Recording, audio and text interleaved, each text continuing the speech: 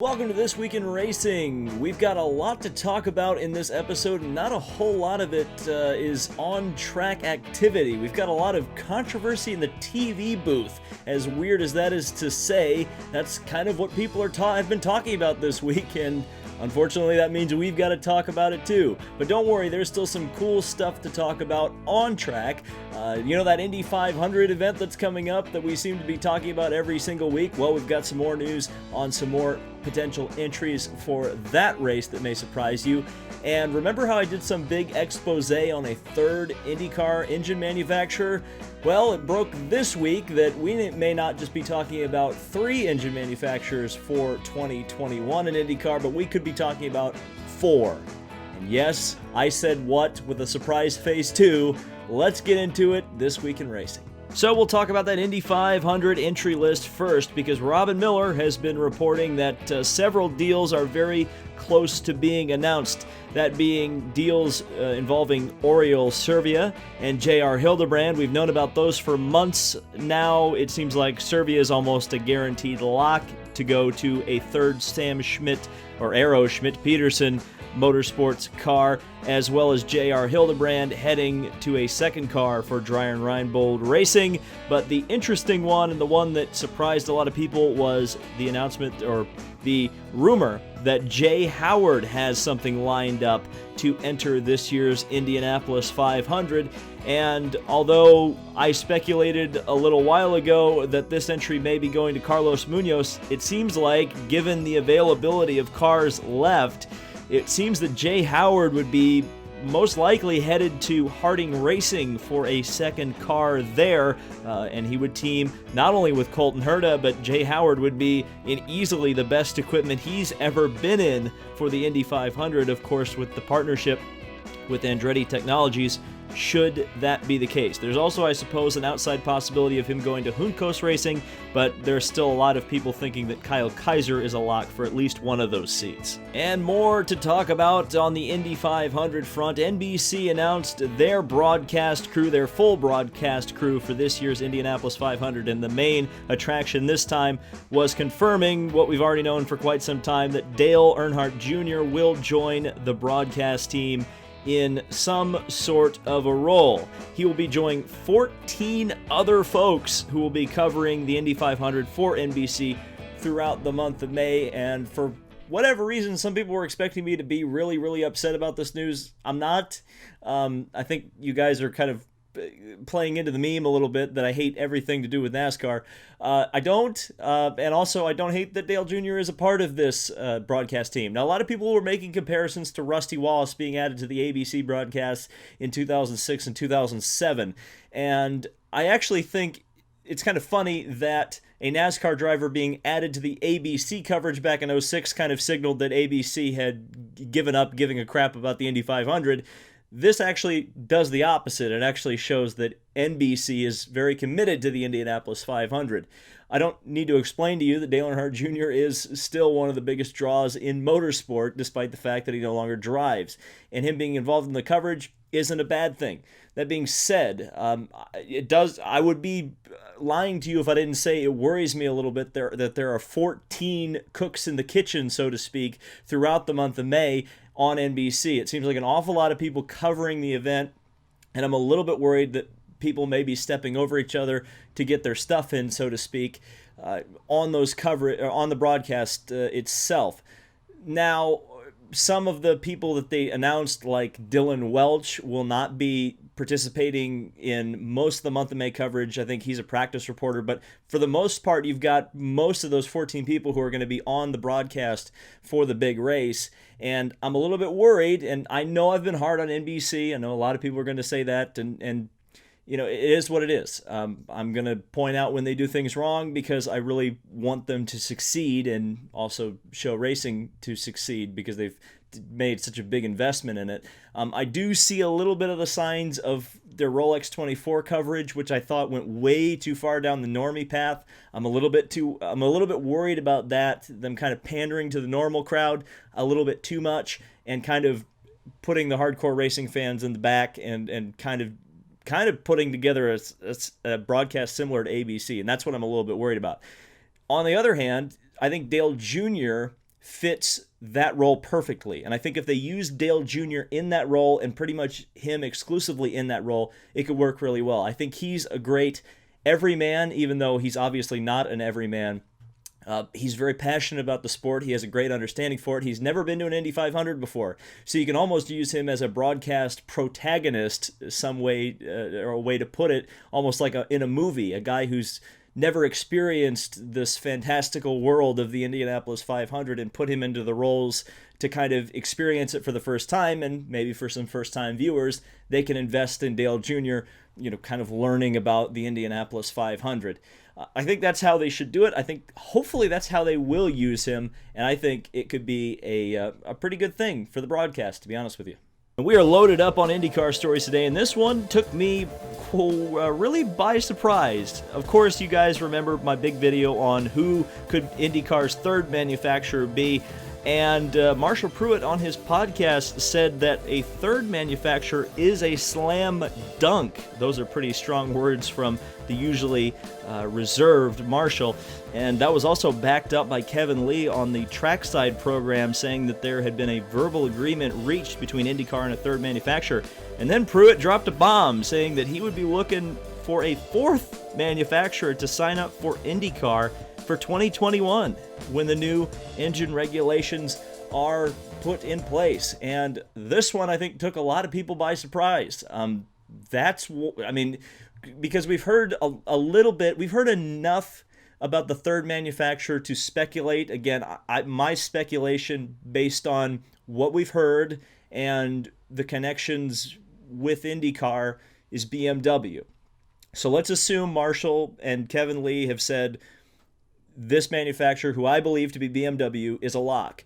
So who could it be? Who is the other manufacturer that suddenly is taking enough of an interest that, kind of well-respected journalists like Marshall Pruett are saying that they're looking at this being a distinct possibility for 2021. There's a few possibilities, I think. I mean, we've obviously heard a little bit about Alfa Romeo, not so much since one of their head bosses died. I can't remember his name. I know it was Sergio, but I can't remember his last name. And we haven't heard much from them. In fact, we haven't heard much from Fiat Chrysler at all regarding open-wheel racing outside of Formula One for quite some time. So I'd be very surprised if it's Alfa Romeo. There's been some kind of baseless speculation about Toyota.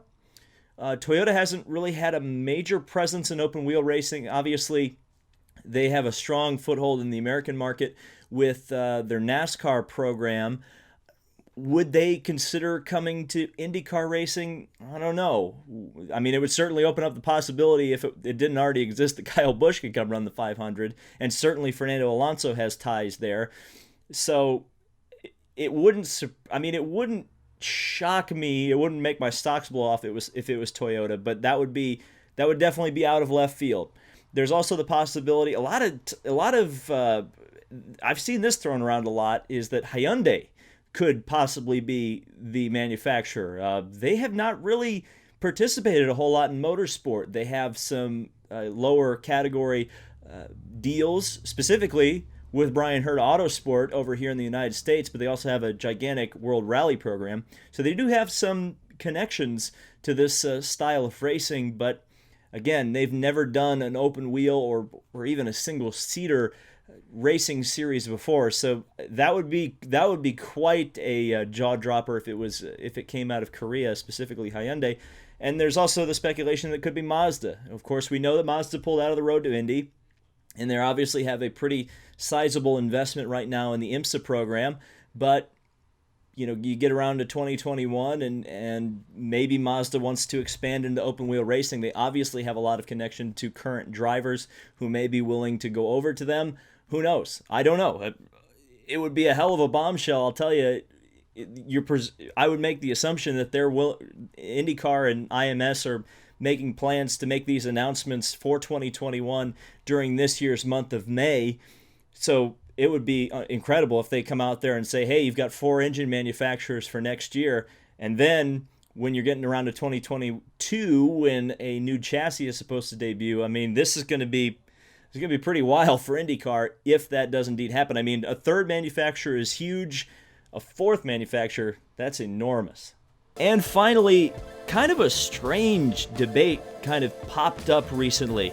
Darrell Waltrip has been rumored for the last probably 3 or 4 weeks to be retiring. It was confirmed today, but the controversy this week doesn't really surround so much of Darrell Waltrip announcing his retirement, but an article written by Jenna Fryer of the Associated Press, which kind of took Darrell Waltrip to task and Fox Sports to task for many of the things that this channel has criticized Fox Sports for in the past. In fact, I think she even used Carnival Barker to describe the way their commentary style has been. But the NASCAR Defense Brigade, I guess we could call them, really rallied around Darrell and really quite openly attacked Jenna Fryer for an article that really seemed, to me at least, like fair criticism. And this is something that I kind of want to cover because I think we lose some perspective, I think, in this modern era of everyone having a voice, everyone being on Twitter. We kind of forget what constructive criticism or even just criticism of work, we can't separate that from personal insults. And I think a lot of NASCAR, people in the NASCAR bubble, so to speak, see so many personal insults slung at figures, public figures, when they don't do something that folks like, that when there's actually a critical piece constructed, which is, again, I've studied journalism. I haven't studied it in a while, but reading that article, I didn't see anything that really stood out to me as personal. There was nothing unethical about the article that Jenna Fryer wrote. Now, seeing that Darrell Waltrip announced his retirement today, it does seem a little bit like it's redundant that somebody would need to write an article that he needs to get out of the broadcast booth when it was already set in stone that was happening. I could understand that criticism because it would be a hot take if Jenna wrote it 2 or 3 years ago. In fact, I think in a lot of ways, my personal opinion, Darrell Waltrip's broadcasting career is a lot like his driving career. It maybe should have ended 5 years earlier than it did.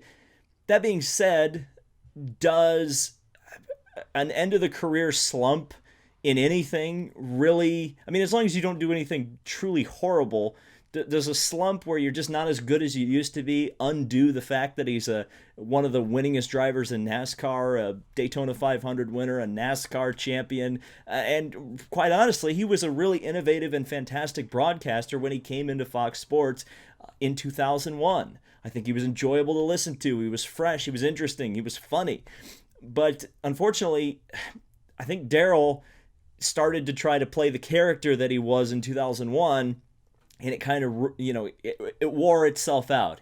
He started becoming not as authentic as he used to be, and I think that was part of the problem with him going forward. Now, that being said, again, a criticism of someone's work is not a personal attack, and I think we really need to be clear on that. That's something I think some people are kind of not understanding, and especially coming from someone who's in journalist or journalism, a journalist, I should say. If someone is a journalist, it's their job to ask questions and a lot of times give critiques. And so Jenna Fryer giving a pointed critique of Darrell Waltrip's commentary is not Jenna Fryer making any kind of personal attack or any kind of personal judgment on Darrell Waltrip. The point of the article ultimately was what a lot of us fans have been saying for years now. It's time for Darrell to hang it up. Guess what? Darrell Waltrip agrees with that article because he's hanging it up.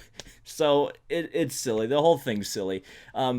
If I were at Fox Sports, and I know I'm not, no, I never will be, especially after Daytona Day, I would clean house. I would get everybody out of there, including Jeff Gordon. My booth would be Alan Bestwick, Tony Stewart, and Booty Barker. That's what I would go with. I know people will disagree with me on that one, but, I've made enough bad NASCAR hot takes at this point that nobody's going to be surprised that they may disagree with me on that one. So that is This Week in Racing. I hope you've enjoyed it. Let me know what you think down in the comment section below on any of the topics we've covered today. And if I missed something, be sure to bring that up as well. I'll try to heart the comment and get it to the top if you think something important I didn't say that I missed. Oh, I should mention as well, Mick Schumacher, Michael Schumacher's son, tested for Ferrari. that may be a very interesting story to follow in the coming years. It seems like there's a lot of hype behind him. He's probably ended up in Formula One very soon, and we'll just have to see where that goes. Also, IndyCar review, gonna be a little bit late. I'm going to some indie wrestling show this weekend. I think they call it WrestleMania or something. I don't know. I'm going to that, so I'm probably gonna, if I don't miss watching the Barber race, I certainly won't be able to film a video the night of the race, so look for that Monday night. But aside from that, thank you guys so much for watching. This has been David Land on YouTube. Subscribe for more motorsport content, and I will see you in the next video.